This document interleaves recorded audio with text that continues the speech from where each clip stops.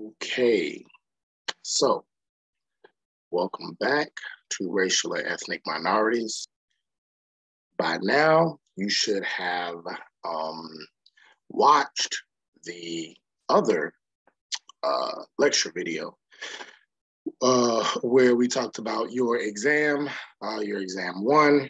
We also talked a little bit about interracial relationships, interracial marriage, mixed race identity.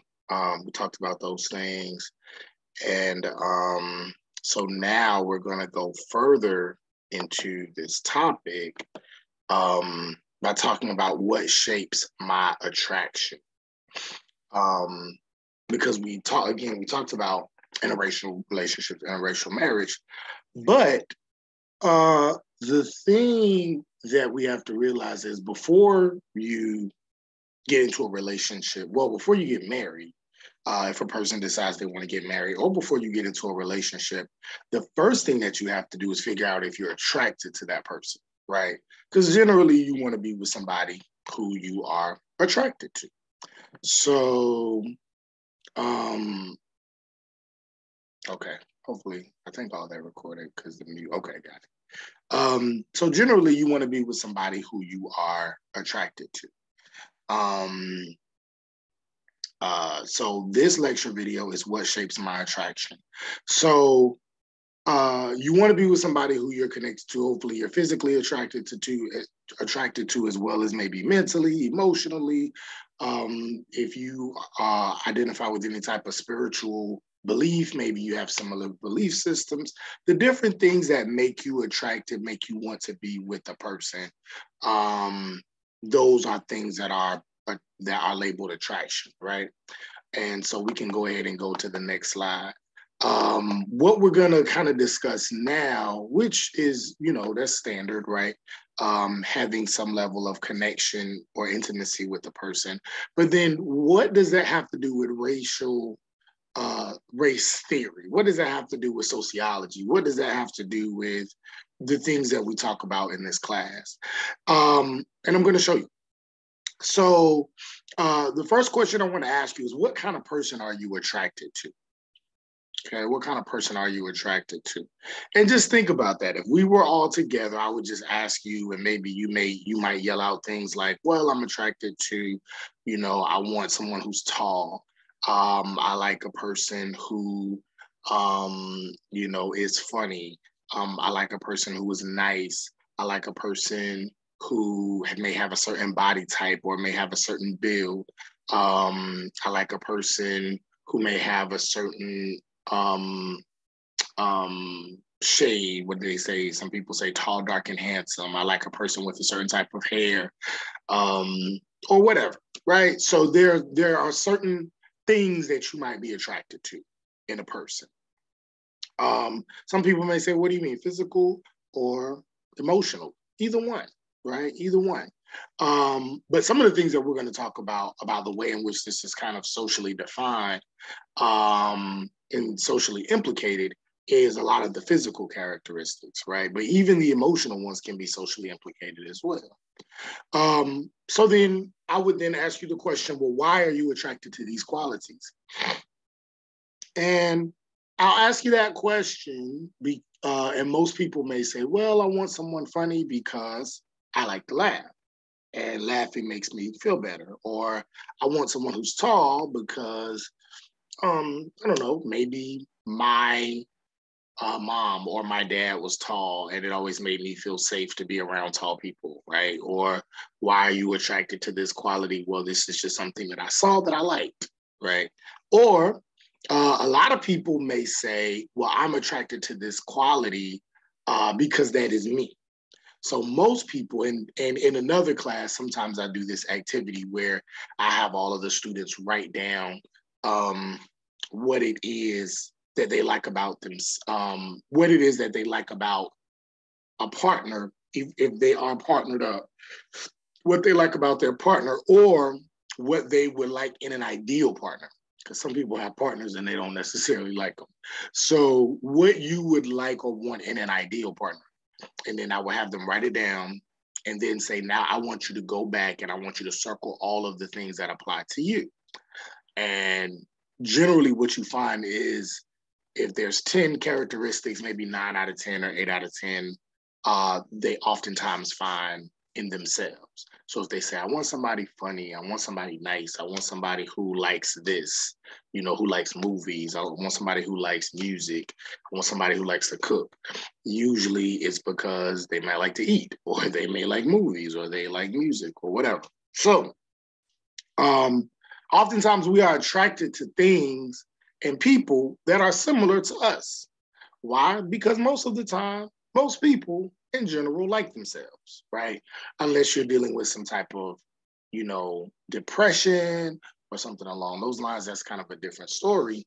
And if you are, there are definitely some places on campus, there's some places in the city where you can go and seek and get help, because it is important that everyone gets to a place where they like themselves, they value their lives. So, and in general, a lot of us are there or would want to be there. Which leads us to our next question. How much of our attraction to a person or people is or are political, right? Do we think that politics shapes our attraction to people? And a lot of people might say, well, no, I don't think it's political. I just think that I like who I like, right? I like the physical shape of this person or whatever, just because that's just what it is. I don't think politics had a play in that. I don't think society or social influence played a role in that. That's just what I like. That's what a lot of people might say, right? And you tell me what you think. If you think that that politics plays a role in your attraction. So with that being said, I want us to jump right over into the next slide, which talks about white habitudes. Now, residential and social hypersegregation of white people from Black people furthers the socialization process that we refer to as white habitudes. White habitudes geographically and psychologically limits white people's chances of developing meaningful relationships with Black people and other minorities. Meaning, a lot of times, because of the larger levels of residential segregation that exists in our society, racial groups don't even have the opportunity to come together and don't even have the opportunity to develop meaningful relationships. We don't have to go too much into detail about it, but you can read the essay, as well as you can read, and you can even Google or go to Google Scholar and type in residential segregation trends or residential segregation numbers. And what you'll end up finding is that the likelihood of particularly Black people and white people, the likelihood of Black people and white people living in the same neighborhood for an extended period of time is very small, right? There are not a lot of examples of high levels of true residential kind of integration. And a large part of the reason is because of white flight, right? And so white flight was something that took place particularly in the 1940s and 50s, shortly after World War II, when white soldiers began to come back from World War II. And when many of them received the GI Bill, again, at that time, a lot of white people lived in the inner city. You had something called projects that exist. And a lot of this was coming out of the Depression, a lot of your poor and working class white people lived in these areas. These public housing infrastructures were put in place to provide low income housing for poor whites during this Great Depression era, right? It was subsidized by the federal government. Well, once America got back on its feet after World War II, these white men came back with their wives, and they, now that the jobs are opening up more, now that the United States is back on top economically, they're taking these opportunities, they're taking the GI Bill money, and they're going out into the suburbs, and now they are living in your suburban homes, your 3-4 bedroom homes with a white picket fence and a dog. That's where you get that whole phrase, white picket fence and a dog. And so what happened was, while they were in the Great Depression era and shortly after the Great Depression era, you had Black folks who lived in the inner city with white people who lived in the city. However, Black people they didn't even live in the public housing. They lived in like what they call shanty towns. So they lived in these very, very almost like if you were to go to a third world country and see how people, so-called third world country or underdeveloped country, and see how people live. They lived in things like that, especially in the urban cities, right? Especially in the big urban cities. What was I gonna say? So they lived in those, and then white folks lived in the public housing. And so oftentimes Black people would work for white people in their homes, in their small homes, in their public housing units, working for them as maids if the white folks could afford it. And so Black folks lived in these shanty towns. White folks lived a little bit better in the public housing. Now, of course, you always had your rich, your few rich people. When the United States were doing better economically, white folks began to move out into the suburbs. And so Black folks live now in the public housing units. They lived in, later on, they would call those the projects. They lived in these public housing units, but by the time Black folks got into them in the 1950s and 1960s and 70s, they were defunded. Many people did not, particularly the owners, did not put as much effort into keeping them up. And this is when they began to get run down. The elevators stopped working, the bathrooms, the water wasn't running. People really devalued the Black tenants that were in these units. They became eyesores. They became sources of poverty in the inner city. And then this is where you have it soon becoming an epicenter for drugs and violence. So these things are starting to occur. So this is what's making the inner city the central location for what William Julius Wilson, who's a sociologist, would call concentrated poverty, right? Now, you do have working and middle class Black people who are now starting to fight for integration during the civil rights movement. So they're fighting for, or whether they're fighting for desegregation. So they're fighting to go to the same schools and the same, some even the same churches, and some live in the same neighborhoods as white people. So they're fighting to do this. And when they get the opportunity through the civil rights bills, through the Voting Rights Act, through the changes in policy and changes in local laws, and changes in the ways that many white people are starting to view this notion of Jim Crow, you have these opportunities opening up. Well, when these opportunities open up on the federal level and on the state level, legally, you have individual white people who say, well, we don't want this.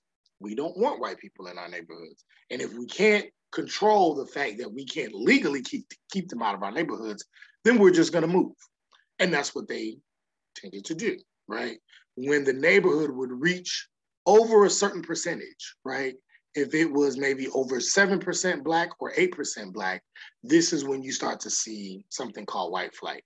And the residential segregation research shows that it gets that the level of white flight grows depending on the percentage that rises within each racial group.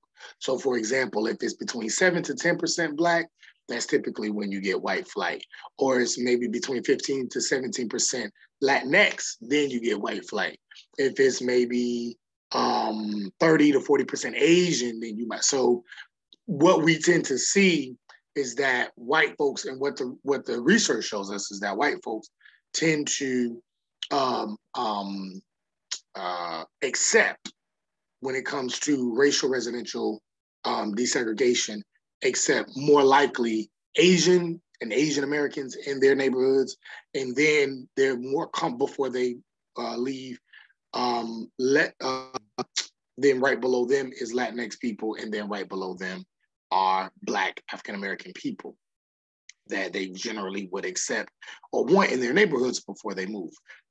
So this notion of white flight is, again, the individual slash collective. It's not legal, but it's this kind of collective based on a lot of individual decisions of white people moving out of neighborhoods, moving out of areas once those areas began to get integrated, particularly with Black people. This is where you get the term, there goes the neighborhood. I don't know if you've ever heard that term before, but there goes the neighborhood is a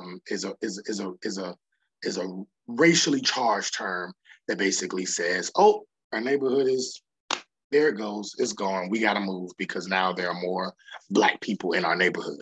Okay, so that's the kind of history of white flight. So white habitus basically says that because of white flight, because of, and not only that, but also because of redlining, which was the ways in which real estate companies, the ways in which laws were written and laid out to force Black people from being able to purchase land and purchase homes in certain neighborhoods. This was done to keep neighborhoods white, to keep them so-called wealthy, and also to keep schools desegregated, right? So these were laws that were put in place to do that. It would say, well, and also real estate agents were oftentimes coerced and even paid extra money not to show houses or not to show properties or listings to Black people, and to only show them listings in predominantly Black areas or predominantly more diverse areas, racially diverse areas, et cetera. So all of these things were done to keep Black people and white people separated in terms of housing. A lot of these practices became illegal around the 1960s and 70s, but there is evidence to prove that this was going on well into the 90s, well into the 2000s. One of the books that talks, well, it's not a book, it's actually an article series that talks about this. It's Ta-Nehisi Coates, The Case for Reparations. And The Case for Reparations shows that these residential laws that kept Black people from desegregating white neighborhoods and keeping them from being able to tap into the wealth building opportunities that existed through owning property in developing areas meaning predominantly white areas, oftentimes kept wealth out of Black hands and kept wealth concentrated into white hands and white communities. So because Black people are socialized, or Black people have been hyper segregated from white people due to residence, and then because of residence in other social settings like schools, like churches, et cetera, the process for white people and Black people to even have a chance to live together and play together and work together and go to school together is limited, right? Is limited. And so because of that, the likelihood of them being able to form long-standing, healthy, and then maybe even later on romantic relationships, it's not as likely, right? It's not as likely. So that is what we call white habitus. So attraction can be political, can be politically based for that reason. You don't even have the chance to be attracted to somebody or see if you like somebody, because you've never really gotten a chance to find examples where you think you would like them, right? So if somebody says, well, and I mean, we've heard this, and some people may say it's racist, some people may say it's not. If a person says, well, I'm attracted to somebody within my own race, or I'm attracted to somebody, if I'm a Black person, I'm only attracted to Black people, or if I'm a Latinx person, I'm only attracted to Latinx people, or if I'm a white person, I'm only attracted to white people. And to some degree, there could be some level of racial bias there, but some of it is racial bias based on the larger social or the larger racial bias that exists within our society, right? Because oftentimes people don't have the opportunities to get a chance to know and see if they would like somebody outside of their race without developing those strong feelings and relationships with somebody outside of their race. So these are things that we kind of have to think through, especially when we talk about interracial relationships. And if people say they may not be attracted to a certain race, a certain, et cetera. Now, it can become increasingly more individually racist if a person says, well, I don't want to date an Asian person because of some stereotype that they apply to all Asian people. Or I don't want to date a Black person because of some stereotype that they apply to all Black people. Now, that is more individually racist. Still, something that is implied and oftentimes fed by racism that exists in our larger society, but racist nonetheless.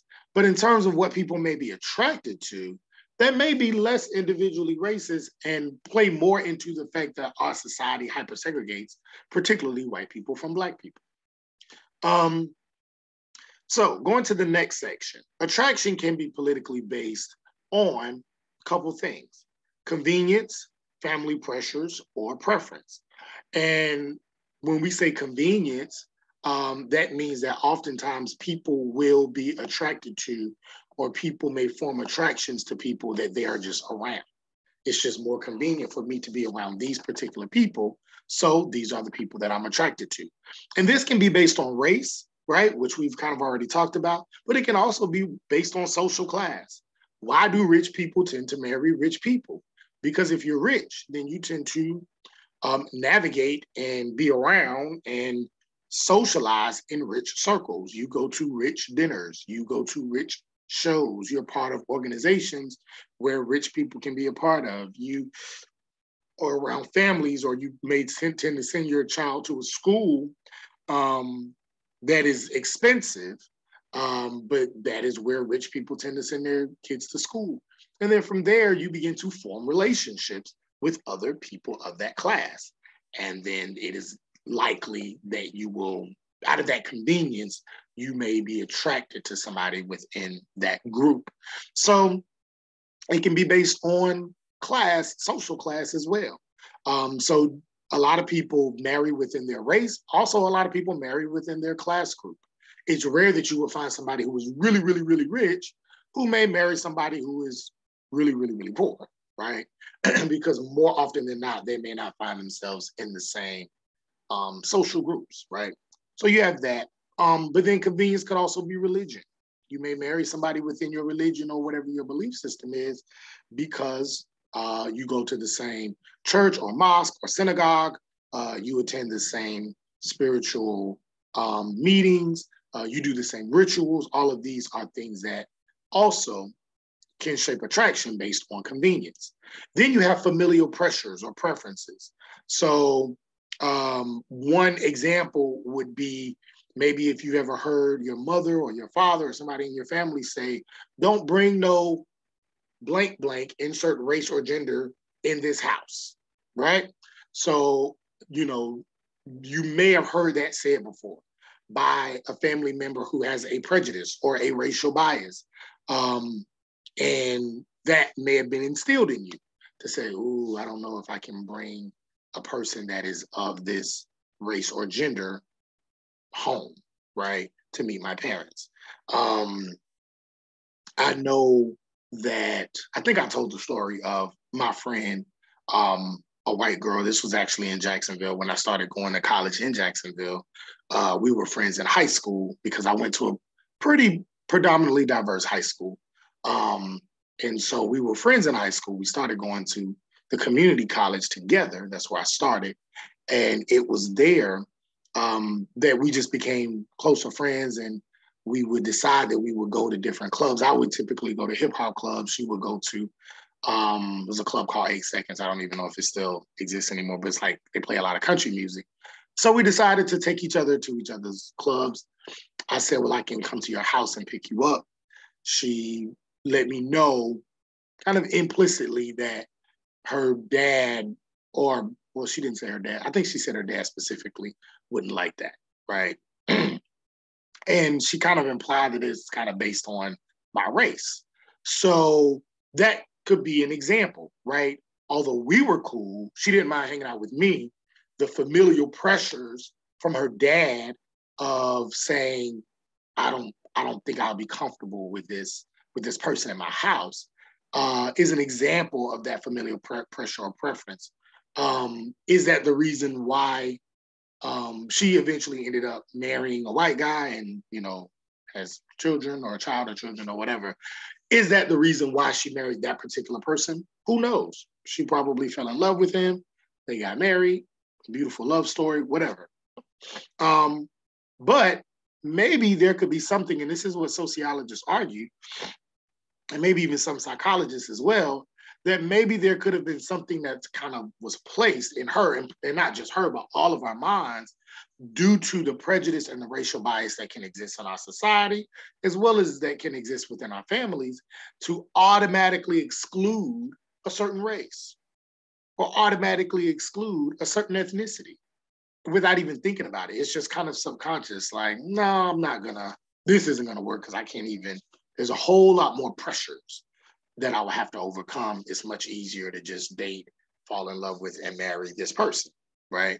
So the opportunity doesn't even present itself because of familial pressures, because of familial preferences. And these things can shape our attraction.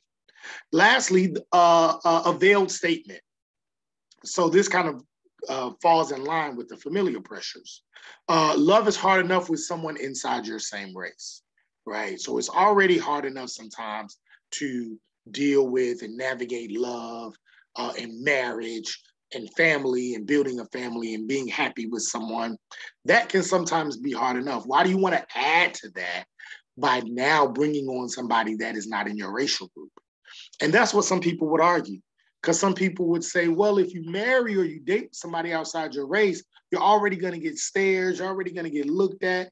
People are already going to think that you're a sellout or that you're not for your own race or your own social group. It's already going to be difficult for you, right? Not to mention, you still have to learn to live with a brand new person and learn their quirks and their likes and dislikes, etc. So why would you do that to yourself? Not only that, but then what if you have kids? And this goes back to the mixed race identity that we discussed. What if you have kids? Do you want to subject your kids to the extra baggage? Do you want to subject your kids to the extra harangue that would come to them by being of mixed race? And they may get teased by Asian kids and white kids, or Black kids and Latinx kids, right? Would you want to subject your child to that? Don't you want life to be easier for them, or as easy as possible? It'll be much easier if you just marry somebody inside your race, right? And so these are the things that, these are the examples, these are the things that oftentimes get said to someone that can cause them to say, you know what, maybe I should make it easy for myself and easy for, my future children. I just make sure that they are the same race, right? So all of this has to do with white habitus. Now, there's another concept called the white racial frame. And the white racial frame is really just a form of racial framing that allows white people to collude in or rationalize the systemic processes that facilitate and maintain ongoing racial privilege and inequality. So the white racial frame was created by Joe Fagan. We talked about Joe Fagan earlier. We talked about systemic racism. And essentially what it is it is just the way in which white people have created the framing, created a justification for historical justification, a biological justification, and any other type of cosmology or the way in which we see the world frame for why ongoing racial inequality still persists. And I say that to say, and I might use the example, the reason why schools continue to teach that Christopher Columbus discovered America, right? That is this historical racial framing that is used to rationalize rationalize the genocide of Native Americans or Native people. Manifest Destiny is a kind of a racial frame that is used to justify or, you know, facilitate the ongoing racial privilege of white expansion, of white growth, of ensuring that wealth and ensuring that opportunities exist predominantly within white people, white communities, or white spaces, right? So that is just an example of a racial frame. What racial frames tend to do is they tend to obscure attention to the existence of continual structural inequalities and usually use language or use rationale to say why everyday discrimination still exists, right? So a lot of times, for example, the idea of another example would be the what's it called? The Patricia Hill Collins, the welfare mother frame, right? The idea that Black women, particularly Black poor women, do not want to get jobs. They continue to have babies so that they can get support from the government, and they use that support and they live off of it. They stay at home, they have babies, you know, they won't get a job, and they use up all the resources that are allocated for poor people who are really poor but want to work and want to see themselves do better, right? So that is kind of a white racial frame that is used to obscure the fact that there are systemic policies that make it very difficult for a person who is on welfare, a person who does, or who is left in poverty to rise out of poverty, particularly if you are Black, particularly if you are a single mother, particularly if you are a mother whose child's father has been a product of the carceral system, right? All of these make it extremely difficult, right? There are policies, there's a lot of hurdles put in place. And if you took my race, I think it was race, place, and inequality class, if you took that class, then we talked a lot about the carceral system and the difficulties and the limitations around people navigating out of that life and into a life of middle class or upper middle class and not having to depend on the government. And so, but a lot of this is not talked about. Also, it's not talked about that a majority of the people that receive government assistance are poor white people, right? So this idea of the welfare queen, this idea of the welfare mother is an example of a white racial framing that is used to obscure the systemic racial inequalities of concentrated poverty, the carceral system, and social mobility, or the lack of social mobility, and focus on or justify the idea that many times white people want to see poor Black women as leeches of society, and then begin to vote on laws that make it more difficult for poor people to receive government funding, for poor people to receive federal funding. They make it more difficult for them to do that, which again furthers the wealth gap, it furthers the income gap, and it furthers the employment gap. So that's just an example. Other institutionalized educational practices employ old and normalized white racial framing of U.S. history and society, like we talked about with Christopher Columbus and other ways. They do this by refusing to teach in a certain way that may make certain groups feel uncomfortable. We probably have seen or heard about the banning of critical race theory. Some people may look at that as an example of a white racial framing. There was an example in Texas where it was a law being passed that allowed for slavery to be taken out of the books, or to be there's limited conversation about slavery. Schools did not have to teach it. schools could kind of skip over certain parts of history and essentially teach this revisionist history to make particularly white people feel more comfortable about the country in which they live so that they would not be psychologically depressed or emotionally deprived by listening and hearing and being exposed to the realities of U.S. history and U.S. present. Now, there is also this gendering of the white racial frame as well. So the white racial frame is not just about race, it's also about gender.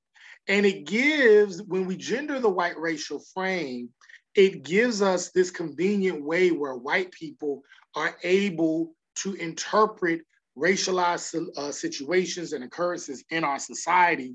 And it allows for racial stereotypes, prejudices, biases, images to be applied to members of a certain racial group, right?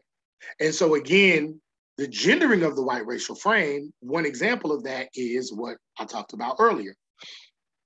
It is the idea of the welfare mother or the welfare queen. And when people think about people that are on welfare, oftentimes they think about Black people, they think about poor Black people, they think about poor Black women with a lot of kids and no father to take care of those children, help take care of those children.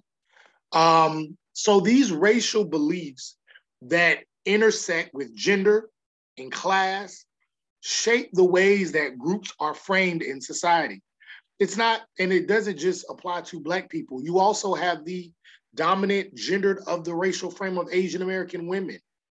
Oftentimes, Asian American women are framed to be these sex goddesses, these sexual fantasies for other racial groups, right? Oftentimes they're seen as these sexualized geishas.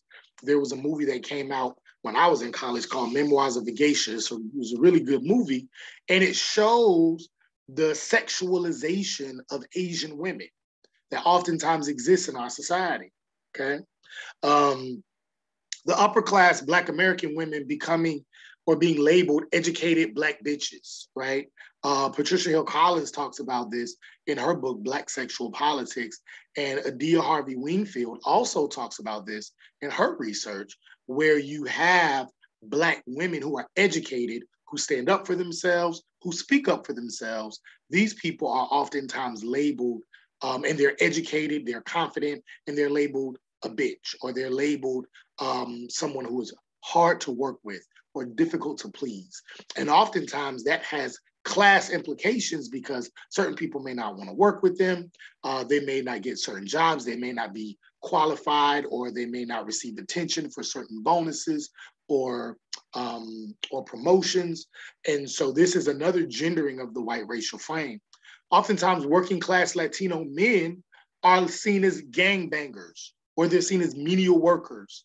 And so oftentimes what you'll find Latino men, working class Latino men, who may have tattoos, or they may have a shaved head, or they may look a certain way, or dress a certain way, and they're automatically labeled gangbangers, right? They're automatically labeled hoodlums because of the way they look. That is another example of gendering of a white racial frame. It's not just gendering women, but also it genders men. If a man of a certain race looks a certain way, then he could be labeled a gangbanger. He could be labeled a miscreant, right? He could be labeled a ne'er-do-well.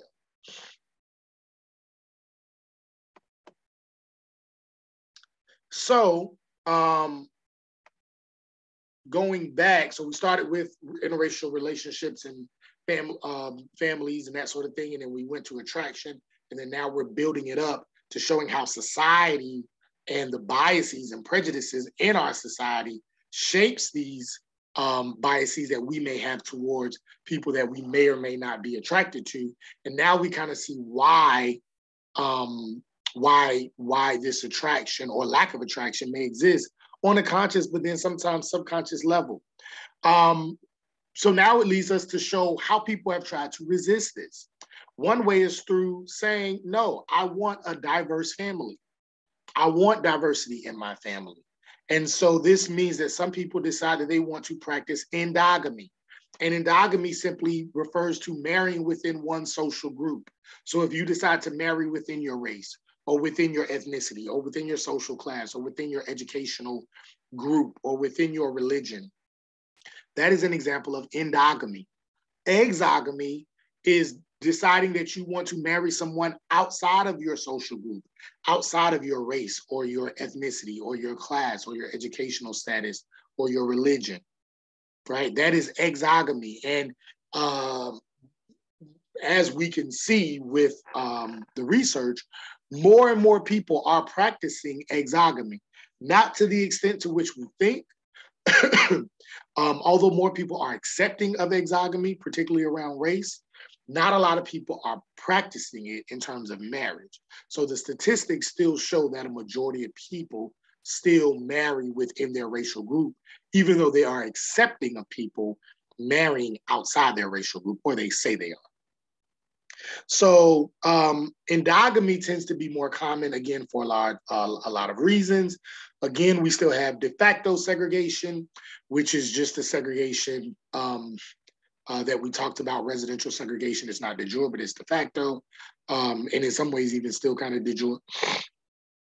And when we say de jure and de facto means it's legal. De facto means it's kind of a part of our society, right? It's a part of the way in which our society is created, even though it may not be technically legal.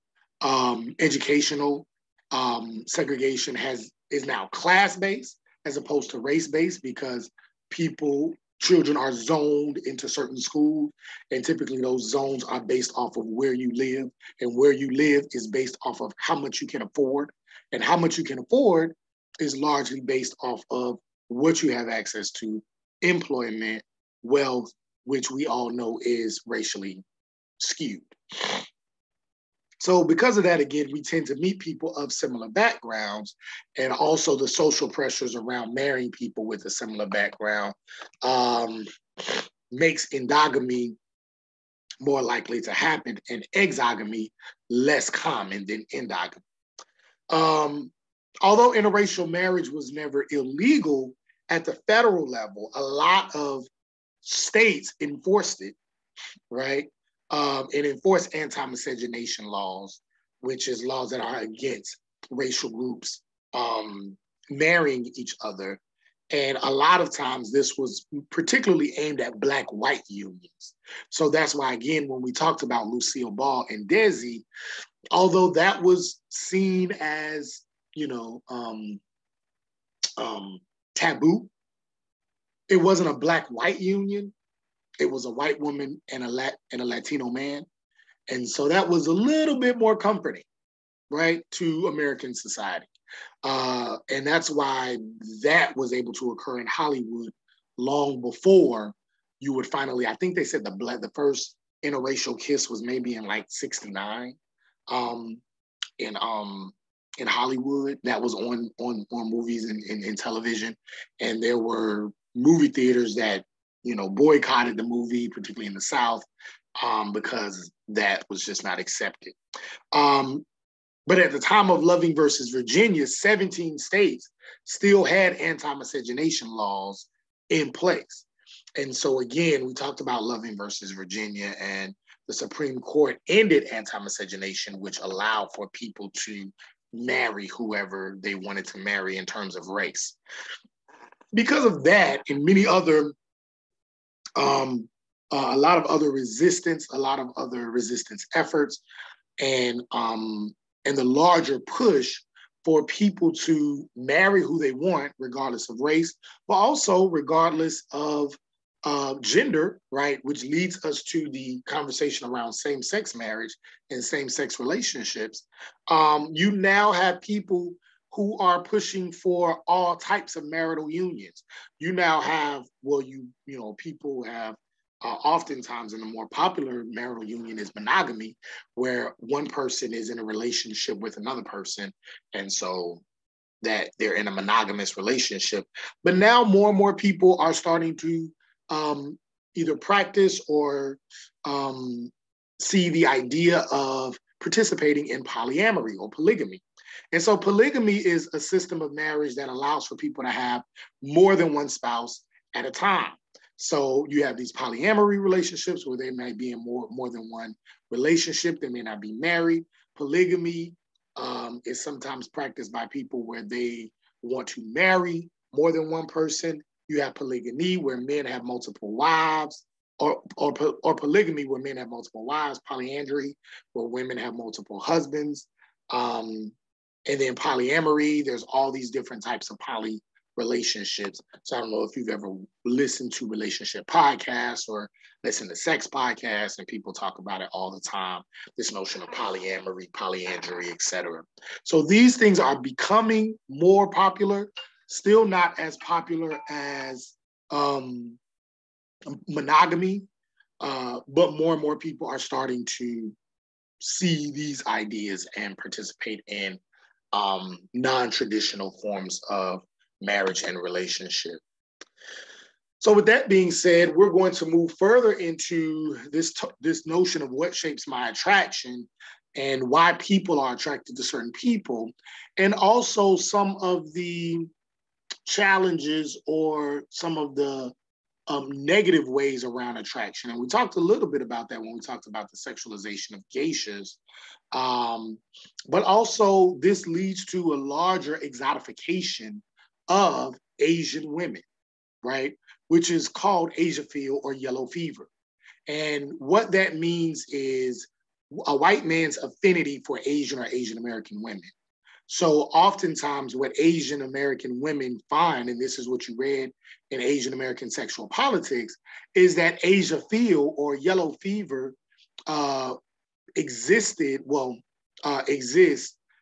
and oftentimes Asian women fear this when a white man is attracted to them because they feel like they might just be fulfilling this fantasy that white men may have towards Asian women. Maybe they've heard, oh, if I date Asian women, I will have this sexual experience that I've always wanted. And a lot of Asian American women don't like that. And so they may not engage in a relationship with a white man because they don't know if they like them for who they are or they like them because of this Asian sexual fantasy. This Asian sexual fantasy and this idea of Asiaphile is not outside of the historical framework. Back in the 40s and 50s, when U.S. soldiers, in the 40s when they fought in World War II, and then during the Korean War and during the Vietnam War, U.S. soldiers found themselves oftentimes living for long periods of time in Asian countries, in Korea and in Vietnam, etc. And so while they were there, many of them form sexual relationships, form intimate and emotional relationships with the Asian women overseas. And some of them, when they would come back home, they would bring their Asian wives, girlfriends, mother of their children back home, and they would look to integrate them into U.S. life, into American life. Oftentimes, men, hypersexual, hypermasculine men, soldiers would come back to the States. And when their friends would ask them, hey, what was it like in Vietnam? What was it like in Korea? What was it like in Japan? They would say things like, wow, the women over there are amazing. And, you definitely got to get you an Asian woman. And so these were the stories that were being told that were subjecting or objectifying Asian women, right? Because of the larger wars that were going on in Asian countries in the middle part of the 20th century, right? The American invasion and the U.S. invasion and European invasion on Asian countries, this was done, and because of that, it started to shape attraction. It started to shape this exotification for Asian women. So again, it's important to see these things within a context. to see how larger social, political structures, wartime can begin to shape even our individual attractions, can begin to shape sexual objectification for certain groups. Rice queens, very similar to Asia Field, except within the homosexual community. So it is when gay men prefer dating Asian men. Again, very similar to Asia Field, but within the LGBTQ community, that shows that that same kind of exotification exists even within homosexual communities. And so sexual politics does not just exist within Asian American women, but also Asian American men. And so we see this with the images, we see this with the depiction of Asian American men oftentimes in Hollywood. In Hollywood, usually if you see a gay man and a straight man of any other race, there's a clear difference. If you see a straight white man, he's handsome, he's rugged, he may be rich, he may have a beard, he may have muscles, he may have lots of women. That's the straight man. Or if he has one woman, she's a very beautiful woman. That's the straight white man. The gay white man oftentimes has these very feminist characteristics, maybe loud, maybe boisterous. There's a very clear difference between the gay white man and the straight white man. It's the same way for the gay black man and the straight black man. Straight black man typically might be handsome, rugged, maybe even look aggressive or assertive, if you will. But the gay black man oftentimes has these exaggerated characteristics of black women, right? Essentially. Same thing for Latino men. But the gay and straight Asian American man oftentimes shows more similarities, right? And so what that does is it desexualizes or it doesn't desexualize. It creates this muddled kind of view of what the Asian American man is, right? Looking at him, whether he's gay or straight, as having similar characteristics. What that does is that does not allow for the depiction of a sexual Asian American man to be accurate.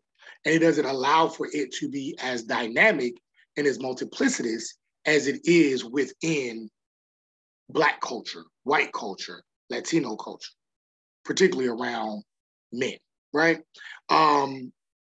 And so oftentimes what that does is it opens the door for even a desexualized or a hyposexualized view of Asian American men.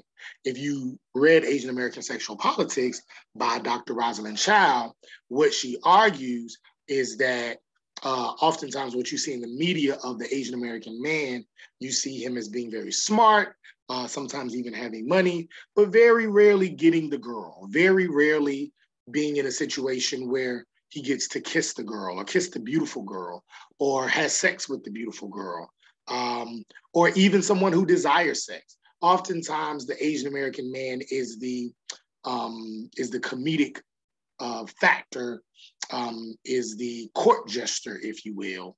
And people make fun of him.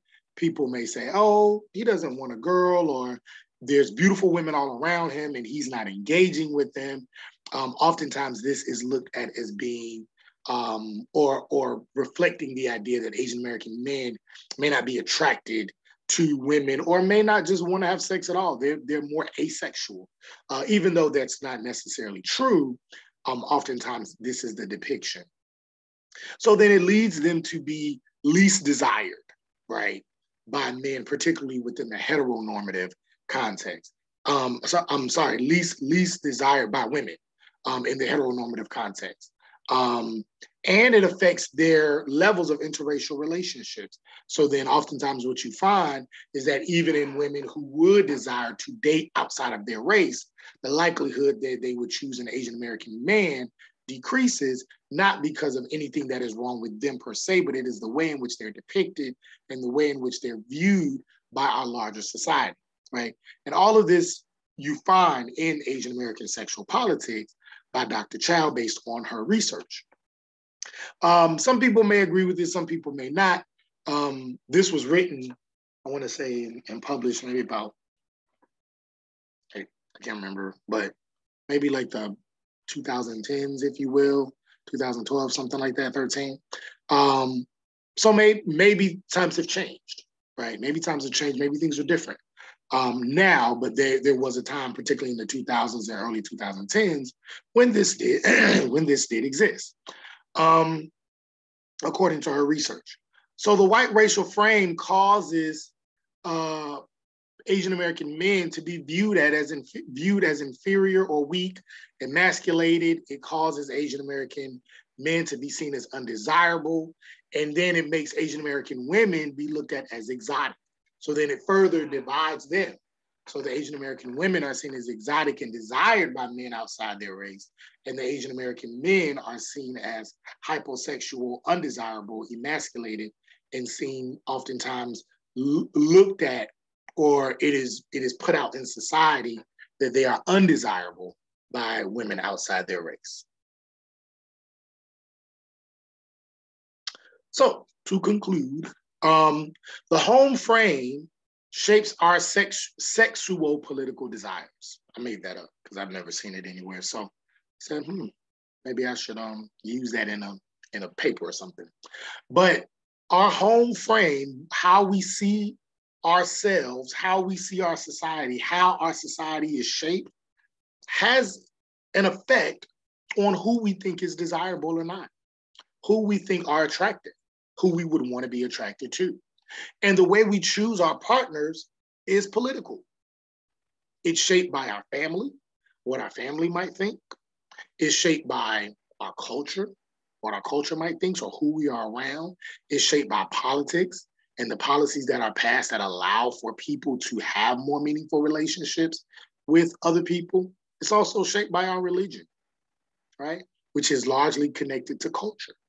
So all of these things outside of our control tend to have an influence on the people that we decide we want to date, marry, have sex with, have some type of intimate relationship with. Right? So the white racial frame influences how we look at ourselves. It influences if we think we're desirable, right? Very similar to what we talked about with Asian American men, or who is desirable outside of our racial group, right? Which is seen in how particularly women are viewed, whether it's the exotification of Asian women, whether it is the hypersexualization of Black men or Black women, whether it is the poverty frame that exists within Black women, whether it is the hyposexualized frame that exists within Asian American men.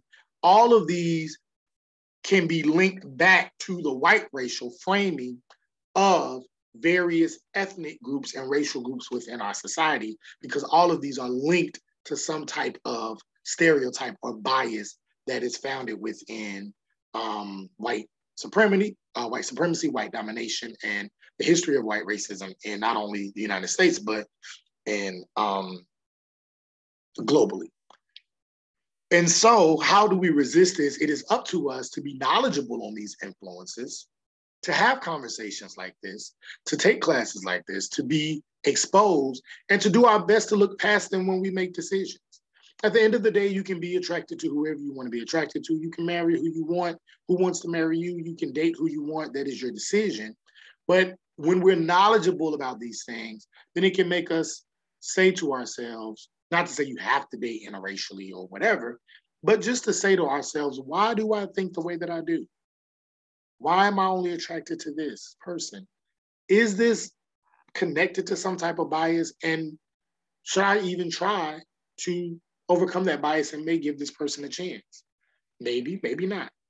But just to be knowledgeable about that and to allow for that second or third thought could make a difference. It can make a difference. So,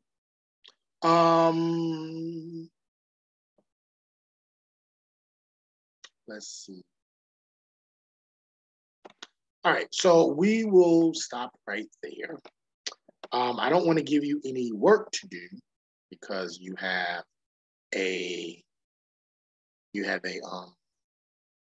an exam at the end of the week.